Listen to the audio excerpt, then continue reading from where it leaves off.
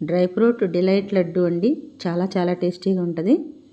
ముందుగా పెసలు తీసుకోవాలి. ఒక బాండీలో వేసుకొని, పెసల్లో ఫైబర్ ఎక్కువ ఉంటుందండి. ప్రోటీన్లు ఉంటే కొలెస్ట్రాల్ తగ్గిస్తుంది. అలాగే బరువు తగ్గటానికి ఉపయోగపడుతుంది. యాంటీ ఆక్సిడెంట్స్ ఉంటాయి. డైజెషన్ ప్రాబ్లం ఉన్న వాళ్ళకి పెసలు చాలా బాగా ఉపయోగపడుతుంది అన్నమాట.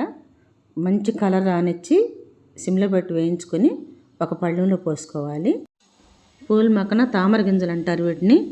ఇవి షుగర్ కంట్రోల్ చేస్తే కాల్షియం మెగ్నీషియం ఉంటుందన్నమాట. ఎముకలు గుండె ఆరోగ్యానికి బరువు తగ్గడానికి చాలా మంచిది. ఇవి కూడా కొంచెం మనం తుంచితే విరిగిపోయేటట్టుగా ఉండాలన్నమాట. పెళ్ళమని అట్లా వేయించుకోవాలి. మెత్తగా ఉంటే మాత్రం పనికిరావు. చక్కగా కరకరలాడేటట్టు క్రిస్పీగా వచ్చేటట్టు వేయించుకోవాలి వాటిని. వేగిపోయినాయి. ఇవి కూడా అదే పళ్ళెంలో పోసేసుకుందాము. ఇలాంటివన్నీ తింటే కూడా మనకు చాలా ఆరోగ్యము శక్తి వస్తుంది అన్నమాట రోజంతా. కొంచెం వేయించిన శనగపప్పు కూడా చక్కగా కరకరలాడేటట్టు వేయించుకోవాలి. దీంట్లో కూడా ఐరన్, కాల్షియం, ప్రోటీన్ అన్నీ ఉంటాయి అన్నమాట. బరువు తగ్గటానికి కూడా ఈ పప్పు ఉపయోగపడుతుంది మనకి. వేగిపోయింది, తీసేద్దాము. అదే పళ్ళెంలో పోసేసుకోవాలి ఇవి కూడా. అలాగే కొంచెం నువ్వులు కూడా తీసుకోవాలి. నువ్వులు కూడా సేమ్ చాలా విటమిన్స్ ఉంటాయి అన్నమాట నువ్వుల్లో.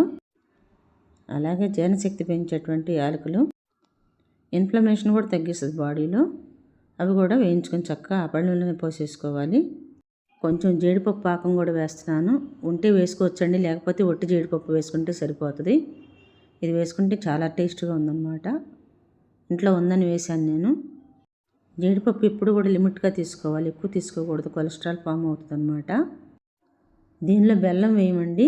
స్వీట్నెస్ కోసం మనం ఖర్జూర వేసుకుంటాము. ప్రోటీన్ రిచ్ లడ్డూలండి ఇవి. మనకు రోజుకి 60 గ్రామ్స్ ప్రోటీన్ అవసరం అవుతుంది అన్నమాట. ఇలా కనుక తీసుకుంటే మనకి పూర్తిగా ప్రోటీన్ వచ్చేస్తుంది బాడీ. ఒక అరగంటలోనే ఇలాంటి లడ్డూలన్నీ కూడా మనం చేసుకుని తినొచ్చండి. హెల్తీగా ఉండొచ్చు. అందరికీ కూడా ఆరోగ్యానికి చాలా మంచిది ఇంట్లో చేసుకుంటే. డ్రై ఫ్రూట్స్ అన్నీ కొంత నలిగిన తర్వాత ఖర్జూర వేసుకుంటే బాగా నలిగిపోతుంది. దీంతో పాటుగా కొంచెం కమ్మదనం కోసం కాస్తంత మనం కొంచెం నెయ్యి వేసుకుందాము, 1 స్పూను. చాలా బాగుంటుంది. ఏదైనా కొంచెం బైండింగ్ తగ్గినా కూడా మనకి ఉండ చేసుకోవటానికి రాదనుకుంటే కొంచెం పోసుకుంటే సరిపోతుంది అన్నమాట. మొత్తం కలిపి పూర్తిగా నలిగిపోయినాయి మిక్సీ వేసేసుకుందాము.